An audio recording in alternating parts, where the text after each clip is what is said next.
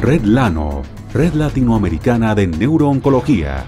Yo quiero agradecerle a los doctores don Darío, a Camilo, a Andrés, la invitación a participar en este evento.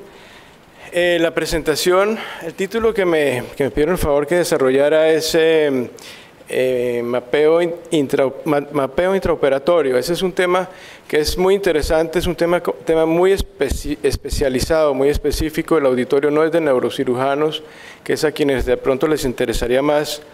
Entonces el tema yo lo cambié un poquito, voy a hablar del mapeo intraoperatorio, pero yo la charla la titulo mapeo perioperatorio. No solamente de ubicar en el paciente dónde está lo que uno va a trabajar en cirugía, sino cómo uno mismo se va programando para ver qué es lo que va a poder hacer por algunos de estos pacientes, no todos. En la cirugía de gliomas, tanto de alto como de bajo grado, ya no hay duda hoy día. Esta pregunta se resolvió hace muchos años de si la cirugía estaba indicada y qué tanto podía modificar la historia natural de la enfermedad. Factores que pueden modificar la evolución y el curso de los pacientes con glioma, tanto de alto como de bajo grado, son el Karnofsky, la edad, si hay o no necrosis en las imágenes y la resección quirúrgica, que es lo que nos interesa ahorita.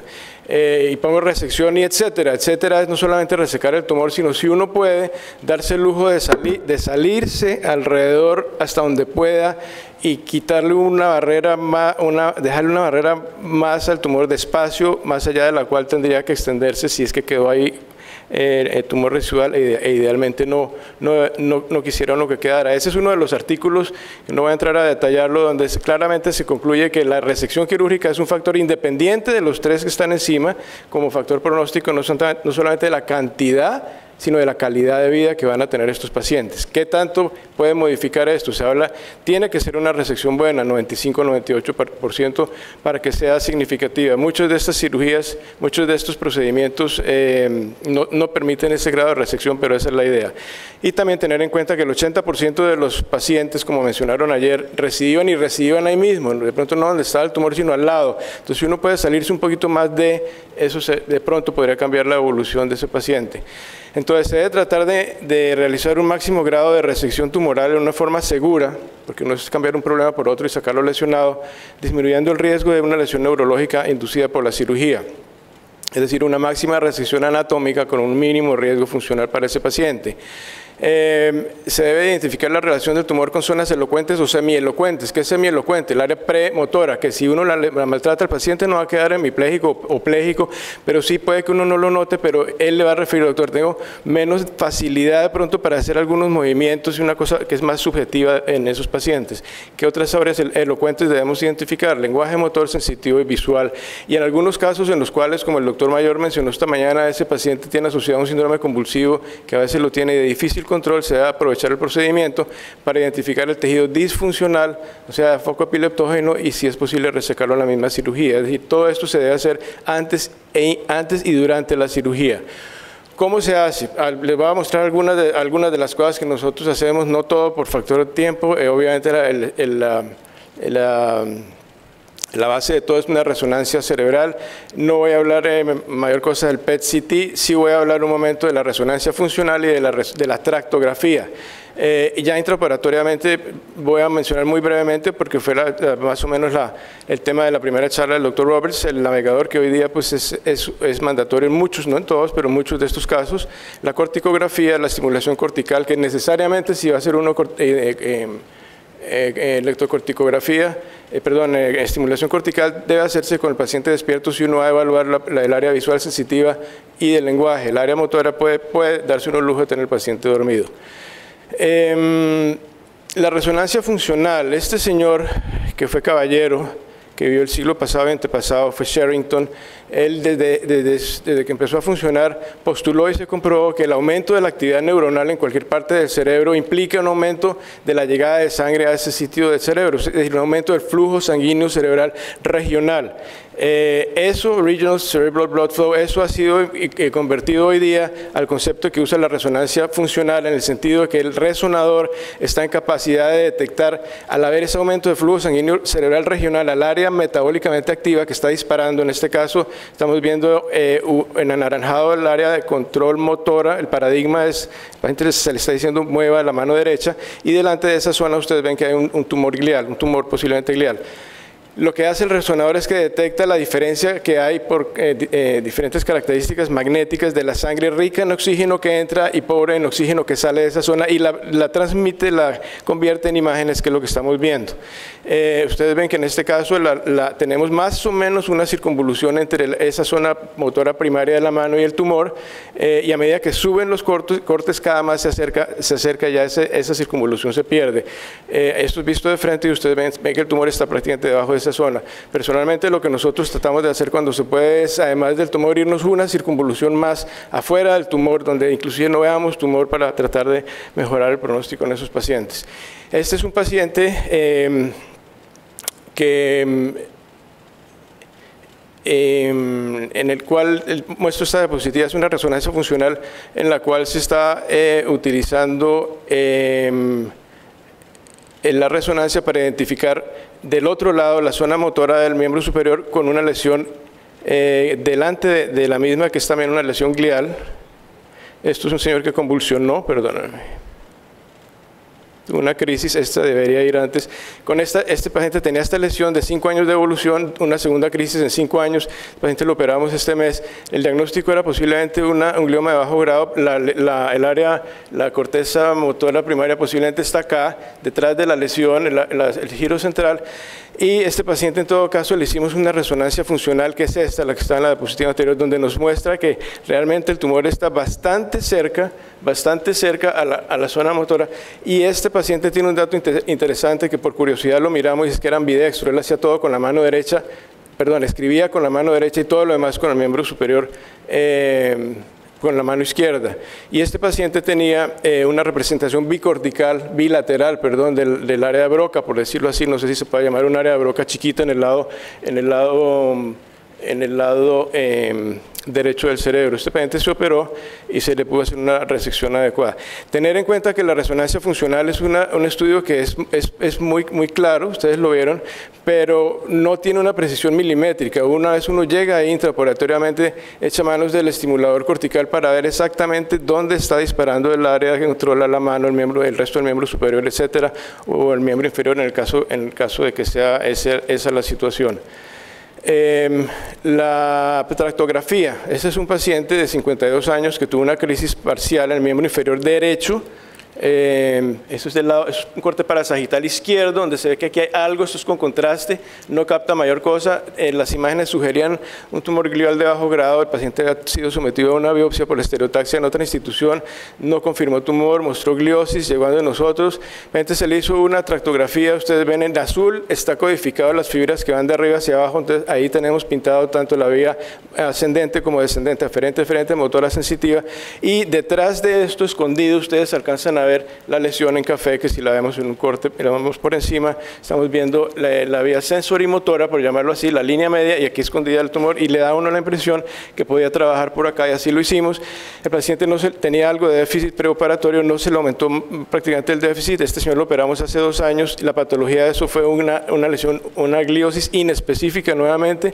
Esa patología se consultó en Estados Unidos, en el exterior, confirmó lo mismo. El señor lo vimos recientemente y recuperó el poco déficit que tenía, y no hay recidiva de tal lesión glial. La tractografía, este es un paciente con una lesión. No dice, bueno, hemisferio dominante, ¿dónde están los tractos? Y en este caso ustedes ven cómo los tractos, en este caso en los cortes axiales de adelante hacia atrás, los tractos están pintados en verde, y ustedes ven que en vez de desplazamiento, de infiltración, la lesión está desplazando esa vía, por lo menos, y teóricamente si uno logra entrar al tumor y no se sale de ahí, no va a producir más daño del que uno quisiera. La navegación, esto es algo que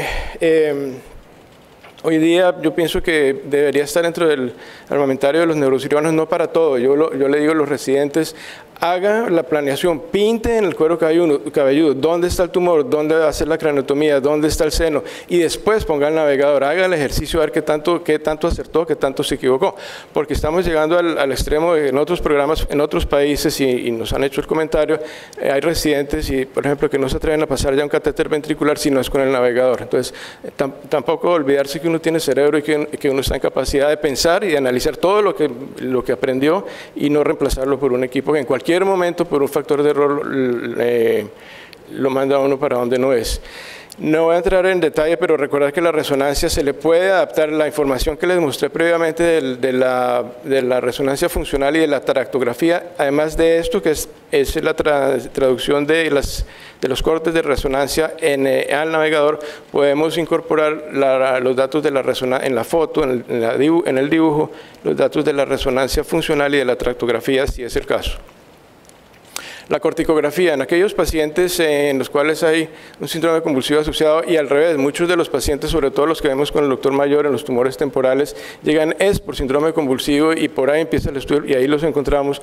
Muchos de los pacientes van a cirugía obviamente para resección de la masa, pero también como cuadro clínico ha sido ese, y muchos, o en algunos, el manejo del síndrome convulsivo ha sido de difícil control. Queremos en la misma cirugía no solamente manejar la parte neoplásica, la parte tumoral, sino también tratar de que ese paciente le vaya mejor con su síndrome convulsivo, porque como lo mencionaron esta mañana, es la principal discapacidad, si se le quiere llamar así. El 50% de estos pacientes en algún momento, con tumor cerebral, en algún momento van a tener un síndrome convulsivo. Una vez hecha la resección del tumor y identificada las zonas elocuentes, si es del caso, colocamos pues estas rejillas antes y después de la resección. Aquí ven ustedes una corticografía, esto es hecho con el doctor Mayor intraoperatorio, él entra con su técnico, llevan su carrito, nos hacen un registro, y en el caso de que no esté muy claro dónde está el foco de ese paciente, decidimos abstenernos de hacer cualquier cirugía ablativa y darle un segundo chance al paciente. Cerramos, ponemos el colgajo, sacamos al paciente, 24, 48, 72 horas, lo guarda el doctor Mayor en neurología, le hace una videotelemetría, el paciente se le hace un registro a ver si logramos ubicar el sitio donde está descargando. Esta es la foto de una radiografía que le tomamos al paciente ya con la rejilla, y esto es lo que tenemos en el monitor ya en las salas de cirugía, donde ya hemos identificado el muñeco de acá a la derecha, es un dibujo del doctor Mayor, donde nos ha pintado, para nosotros es muy fácil, porque él le dice, mire, es acá y acá y acá, y usted entra y reseca. Pues suena muy fácil, pero por lo menos la parte difícil le toca a él, que es identificar, y ustedes ven en cuáles electrodos está descargando. Eso lo podemos codificar con números, letras, colores, como lo ven ustedes ahí en esa radiografía, la tenemos colgada en cirugía al momento de volver a llevar el paciente. Si vemos que ese paciente no tuvo descargas o no estamos muy convencidos, volvemos a llevar al paciente a cirugía, retiramos la rejilla y nos abstenemos, porque si no es ir a maltratar a un paciente el cual no se va a beneficiar de la cirugía. Muy ocasionalmente, sobre todo cuando hay síndromes convulsivos asociados, esta es una paciente que tuvimos con unas crisis temporales, donde ustedes ven muy bonito en un PET-CT, es un hipometabolismo, eso es un PET interictal. La paciente había convulsionado hace varios días, pero ustedes ven cómo el lóbulo temporal del lado izquierdo tiene un hipometabolismo muy claro. La estimulación cortical no se usa para todos los pacientes, se usa ni en todas las cirugías de gliomas. Esto se usa, como lo mencionó la doctora, en un porcentaje más bien bajo, diría yo también, de los pacientes que van a cirugía resectiva de glioma, porque están en o cerca a áreas elocuentes. Y lo que uno quisiera es, volvemos al comienzo, tratar de resecar lo que más se pueda, maltratando lo menos o nada a ese paciente. Obviamente esto implica, por lo general, lo que ella nos mencionó, una craneotomía con el paciente despierto. Y para que vean que hasta no hace mucho las cosas eran muy distintas, este es un artículo del 2001, ni más ni menos que del Mayo Clinic Proceedings, de la Clínica Mayo, hace 11 años, donde la conclusión que está aquí abajo era, bueno, en la cirugía con el paciente despierto para tratar de hacer una resección agresiva de gliomas, lo que nosotros recomendamos, obviamente esto está más que revalorado, empezando por ellos mismos, es siga resecando, y como usted tiene el paciente despierto, pues siga resecando, y en el momento que usted detecta el déficit, mire que se le bajó el pie, pues para ahí y se acabó la cirugía. Eso obviamente hoy día no le cabe a nadie en la cabeza. Entonces, mejor o no hacer la cirugía o hacerla con una estimulación, teniendo localizado hasta dónde es que podemos llegar nosotros en ese procedimiento. Así como no hay ninguna duda en cuanto a la utilidad de una cirugía resectiva buena en el pronóstico en los pacientes con glioma de alto y bajo grado, tampoco hay duda en cuanto al beneficio que implica un mapeo intraoperatorio en pacientes con cirugía resectiva de gliomas. Este es un estudio reciente, esto es del mes pasado, y es un metaanálisis de 20 años. Se pusieron a mirar para atrás 20 años, un poco de trabajo, 90 estudios con más de 8.000 pacientes. Bueno, hicieron la estimulación intraoperatoria, ¿qué pasó? ¿Sirvió o no sirvió? Y a grandes rasgos, la conclusión es que sí permite una mayor resección con una menor morbilidad que si se hubiera hecho esa resección sin haber utilizado la identificación de las zonas elocuentes. Inclusive la idea con una cirugía de estas es sacar al paciente igual a como estaba antes de entrar a la sala, pero ellos mencionan que es posible, inclusive en esas zonas semielocuentes en las cuales uno no va a dañar el área elocuente, pero está en el área, por ejemplo, premotora, aceptar un déficit neurológico leve o transitorio en ese momento para tratar de tener un buen margen de resección, a no hacer eso y tener que volver a los 6 meses, 8 meses, 1 año, ya con el tumor claramente no en el área semielocuente, sino ya en el área elocuente donde ya no se puede hacer absolutamente nada. Esa resección mayor, así en algunos pacientes, no es lo que uno quisiera, pero así en algunos pacientes hay un déficit leve, transitorio, postoperatorio o permanente, puede ser, disminuye la incidencia de déficit severo tardíamente. Un paciente que en 2 meses iba a estar hemipléjico, de pronto queda con un poquito de debilidad en una mano, pero mire, señor, le dimos 1 año y eso está aparentemente respaldado por esta literatura. Como lo mencionó la doctora, el paciente, uno no puede hacer esto, un paciente que esté con un cuadro mental que no le vaya a colaborar, en los niños es prácticamente imposible, el paciente tiene que estar mentalmente capacitado y uno tiene que tranquilizarlo desde el consultorio. Mire, vamos a hacer, lo primero es lo que ella mencionó, se asusta, cómo van a abrir la cabeza, el dolor, no sé qué. Pero si uno le explica al paciente, el paciente va entendiendo y uno lo va llevando de la mano, el anestesiólogo es el compañero importante en este caso, y toca explicar al paciente, bueno, qué es lo que va a pasar, qué va a hacer, dónde lo van a pinchar, qué es lo que va a oír, tener mucha prudencia con los comentarios. Es un paciente que está despierto toda la cirugía. El grupo de anestesiología, yo diría, es una de las conclusiones, en todas las cosas que uno puede conseguir, y los juguetes y todo lo demás, desde el punto de vista costo-beneficio para uno y para un paciente, para esto hay que tener un neuroanestesiólogo, no un anestesiólogo, sino un neuroanestesiólogo, un resonador y un estimulador cortical. Es el equipo básico. Si uno quiere seguir añadiéndole perendengues y juguetes, perfecto, y que la resonancia funcional y que la tractografía, pero lo básico es un neuroanestesiólogo competente, entrenado en esto y en manejar las pocas pero posibles posibilidades de complicaciones intraoperatorias, unas buenas imágenes de base y un estimulador que tampoco es una inversión mayor, y eso lo menciono teniendo en cuenta la situación económica de nuestros países. Nosotros no nos podemos dar el lujo, como lo mencionó el doctor Roberts, de tener, y él mismo lo dijo, es imposible que todo hospital tenga una suite operatoria con un resonador. No. Ahí está el doctor Mayor con Gerardo, que es su técnico, y siempre ponemos eso ahí. Hay gente que vaya a entrar a la sala, que entra diciendo cualquier cosa imprudente. Acuérdense que el paciente está dormido.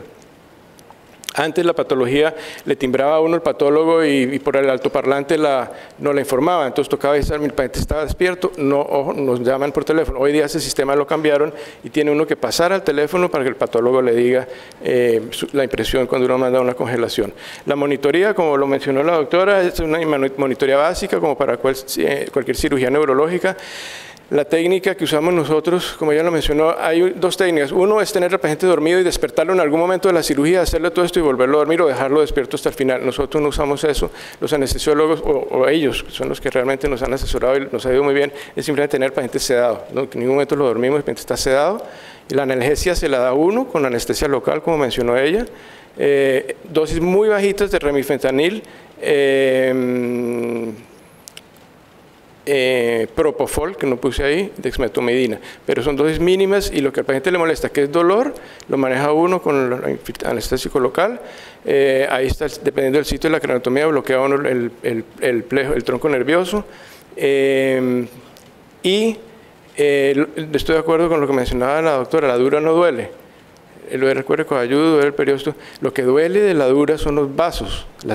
Ahí es donde están la inervación va acompañando las arterias meninges. Entonces ahí es donde de pronto hay que echar unas goticas, pero la dura como tal no duele.